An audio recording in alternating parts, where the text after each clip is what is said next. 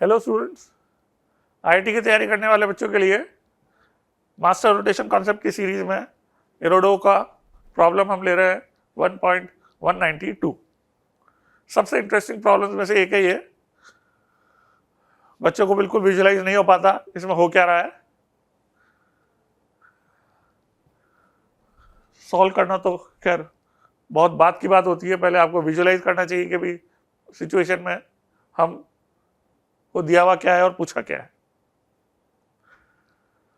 तो पहली बात तो यह है कि इसमें जब बॉल को हमने सस्पेंड कर रखा है और थीटा एंगल से डिस्प्लेस करके उसको इस तरह से वेलोसिटी देते हैं कि मैक्सिमम एंगल जो है वो उसका π/2 हो जाए वर्टिकल के साथ, तो बच्चे जो बहुत नाइवली जो सोच लेते हैं थीटा एंगल से डिस्प्लेस करने के बाद, वो ये सोच लेते हैं कि उसको वेलोसिटी ऐसे दी है तो 90 डिग्री तक पहुंचाने का मतलब ये है कि उसको जस्ट थीटा एंगल से 90 डिग्री तक इसी बोर्ड के प्लेन में पहुंचाना है। ये बहुत ही जो है सिंपलिस्टिक व्यू है और रॉन्ग है। क्यों? क्योंकि इसमें लैंग्वेज को ध्यान से पढ़ा ही नहीं गया है। क्योंकि इसमें दिया हुआ है कि थीटा एंगल से डिस्प्लेस करके set in motion in horizontal direction.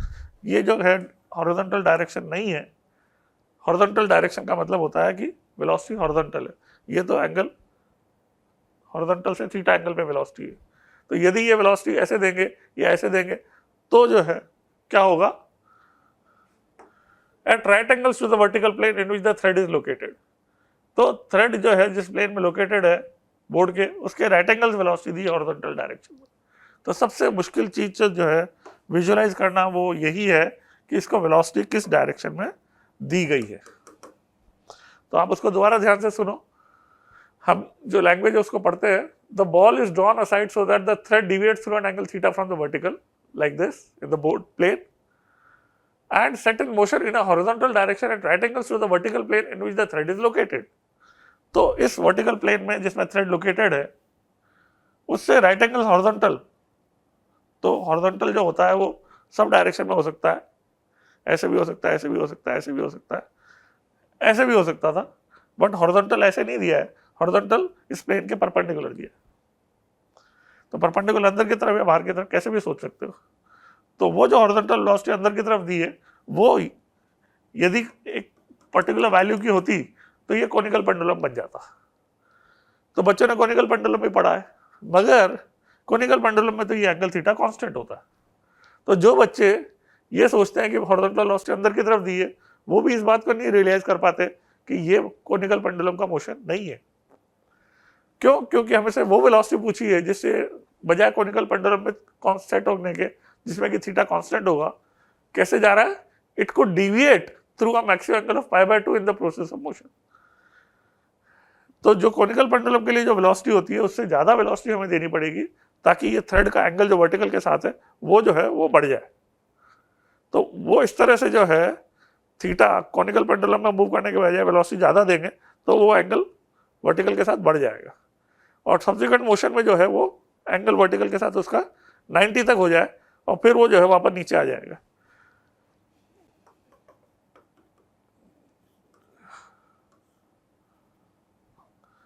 तो ये जो है थोड़ी 3D वाली सिचुएशन हो गई। ये एंगल विद द वर्टिकल है जो कि 90 डिग्री होगा। मैं ऐसा बना देता हूं।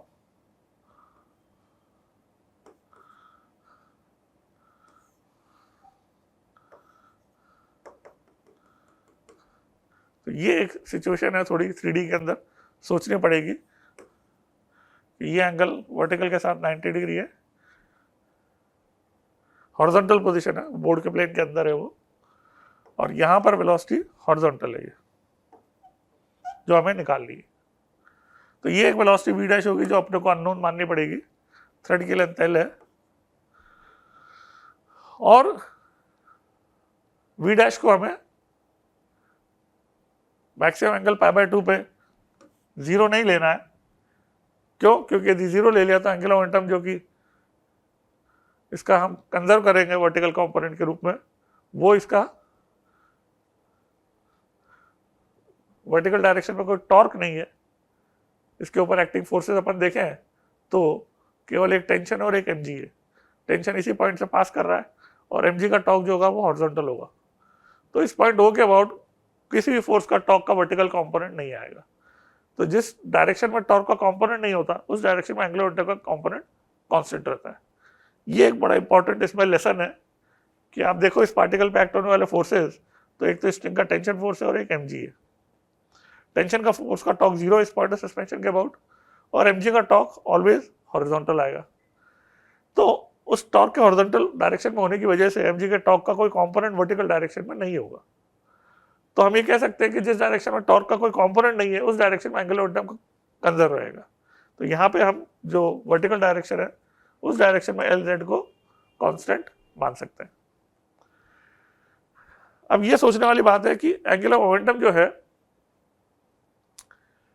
शुरू में और फाइनल पोजीशन में किस डायरेक्शन में होगा, r क्रॉस v से सोचना पड़ेगा।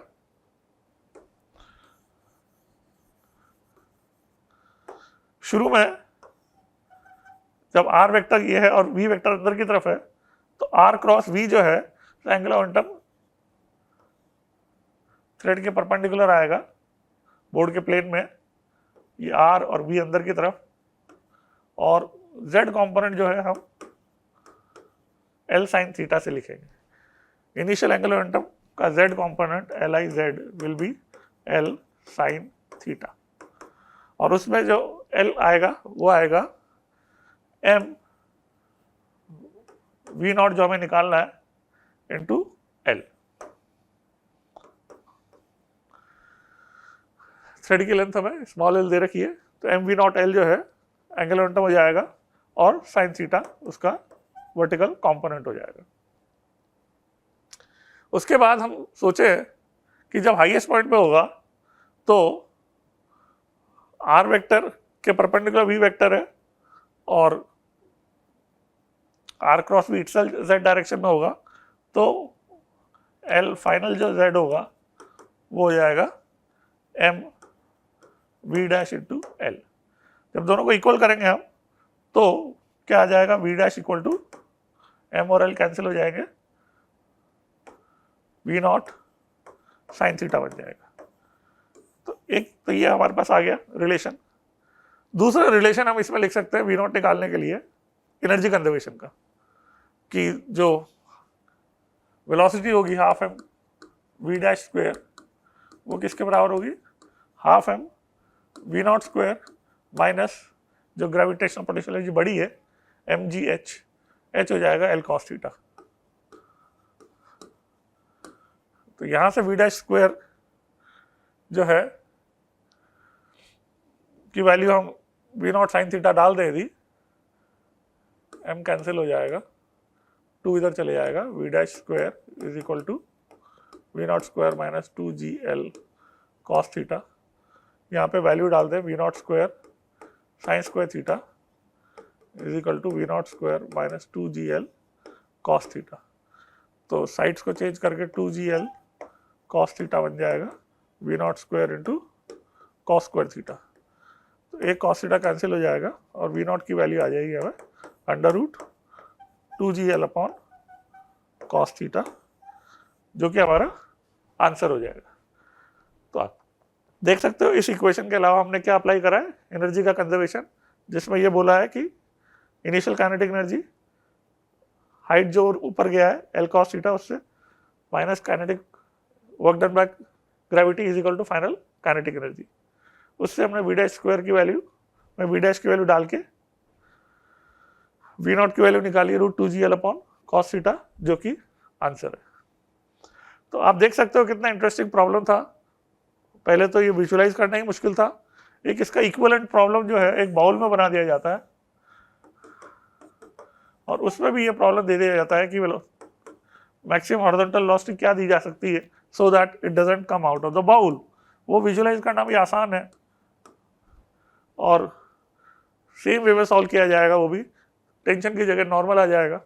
बट उस प्रॉब्लम में भी यही पूछा जाता है कि वेलोसिटी हॉरिजॉन्टल मिनिमम कितनी दे सो दैट, मैक्सिमम कितनी दी जा सकती है so that it doesn't come out of the bowl.